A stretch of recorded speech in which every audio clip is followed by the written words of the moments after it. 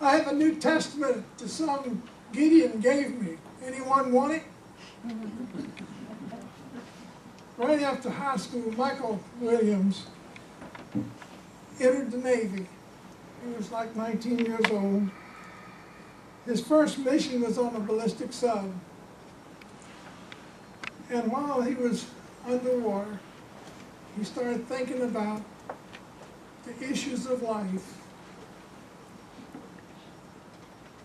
And one of his crewmates said what I just said. Some Gideon gave me this Bible. Does anyone want it? He said, yes, I'll take it. He took it and he started reading it. And as a result of him reading it, he found Jesus. And as a result of him finding Jesus, he was led to do more for the Lord. And currently, he teaches at a seminary. So his word does not go out void. We as Gideons hand these little Bibles out by the thousands of thousands. And they don't come back void. His word does not come back void. We don't know where it goes, but it doesn't come back void. God takes over. We hand it out. God takes control of it from the time it reaches that new hand. We don't do any more with it. We've done our job. Well, who are we and what do we do? In 1899, three men gathered, two men actually at the beginning, but three men gathered together, and it's a story of a traveling salesman. You ever heard the story of the traveling salesman? You've heard all kinds of stories. This is about a story. Which one? Yeah. They met together. They were up in Wisconsin someplace, and they were not from Wisconsin, but they were traveling. And they met together, and they decided that they needed to form some Christian association. And as a result of that, the Gideons was formed. And the name for Gideons is from the book, or from the story of Gideon. Everyone knows the story of Gideon, how God used him in a mighty way with few people. Well, that's what's happening with the Gideons. What do Gideons do? What is our responsibility and what is our mission? We are born again believers, first of all.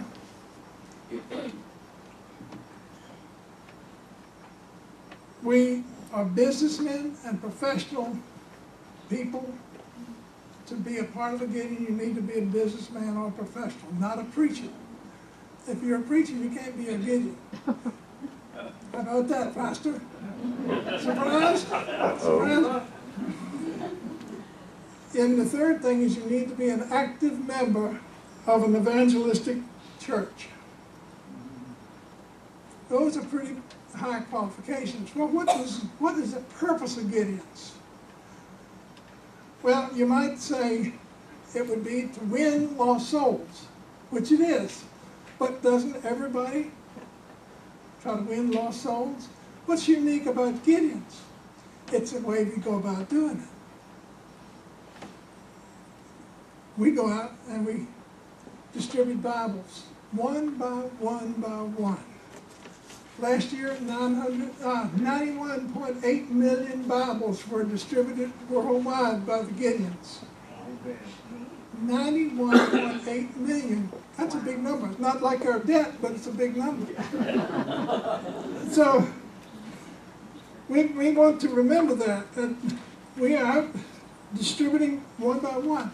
Our mission is to win souls. And we do that as we give out Bibles. There becomes an opportunity sometimes to witness to the person. And that's a good thing. Where do we give these Bibles out?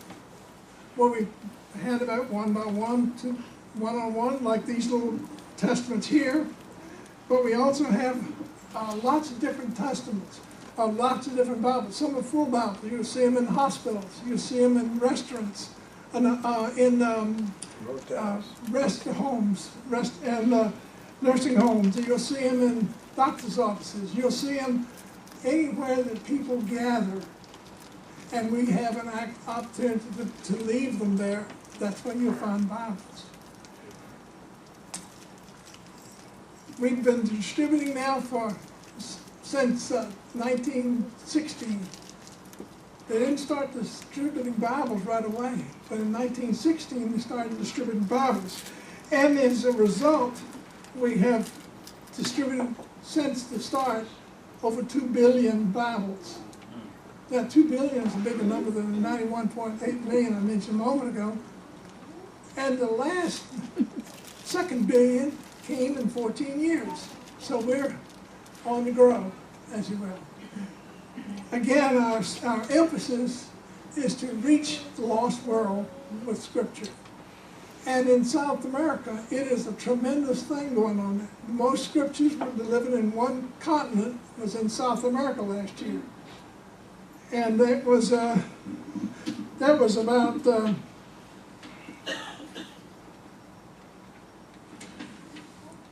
21.7 million scriptures in South America. Well, that's a good thing, and it's a rough thing. You know, we could have given more scriptures out last year than we did. The problem is we ran out of money. Whew, that's a problem. The heart was there, the will was there, the thought was there, but we ran out of funds. And when we distribute Bibles in these second countries or countries that are just getting their start, they can't afford to buy the Bibles at all. The Gideons there can't afford to buy them. So the international, we supply them there, but we get it through another fund. And each of us as members, we pay in what we call a faith fund. It's a voluntary thing, but we give in just like so many funds that we take up a love offering. It's like an ongoing love offering. But we do that, and you do that. When you give your dollars, that's exactly where they go. We don't collect anything other than through churches for the gifts that we give to the international and grow the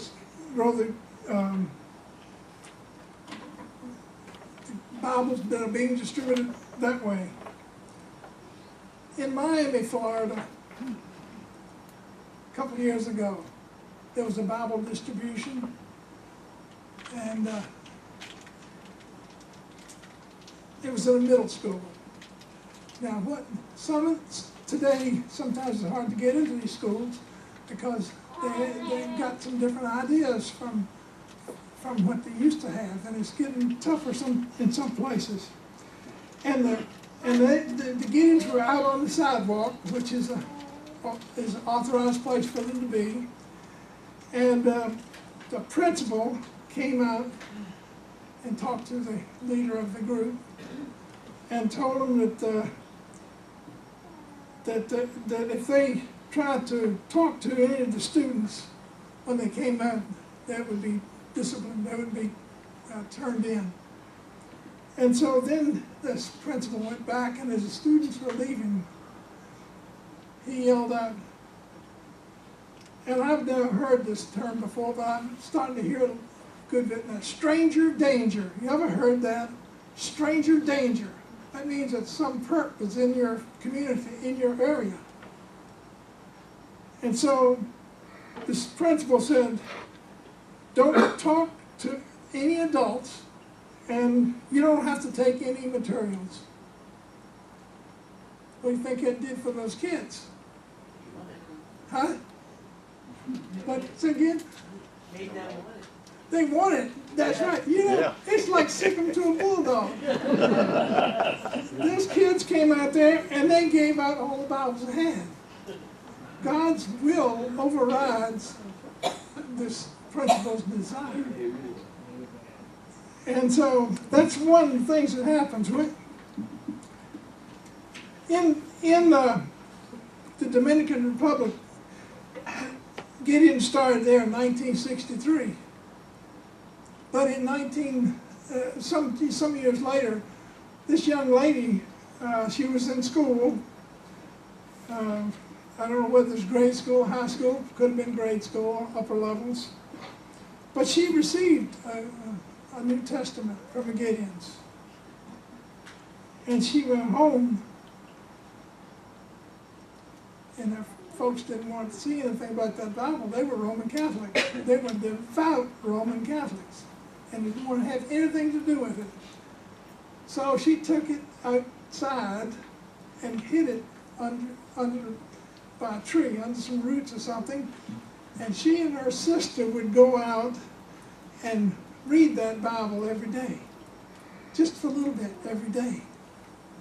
And as a result, she got more interested in knowing more about Jesus and and his salvation. And she accepted Jesus one day. And then she took that Bible inside. Wow. She took the Bible inside, and her parents were upset about it. But she stuck to her guns. As a result of that,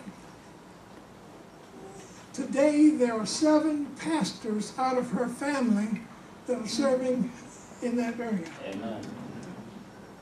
God does miraculous things. He doesn't allow us to do.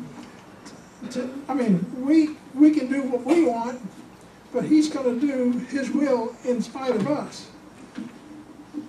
As we think about this,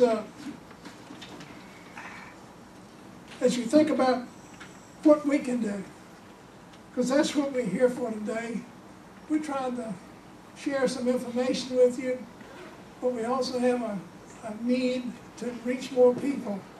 And the only way we can reach more people is through His Word being distributed. And the way His Word is distributed is somebody takes it to them. That would be me and people like me. But how do I get that little Bible to take to them? That's you, the people like you. And I hope and pray today that you will give it prayerful consideration as we go about seeking, all of us seeking to do God's will. Because we are, as Gideons, we are an arm of this church. We support our pastor, we support the works of the church, and we support everything that's done here. We pray that you will step up and do a part with us. If you are interested in being a Gideon, please see me after. I'd like to talk with you and just give you a little more information about what we do and how you can serve. Pastor, I'd like to thank you for allowing me to take this time of your precious time in service and to give this and share this message. We have a great message, a great God. Thank you, congregation, for being prayerfully considerate of what we do. God bless you.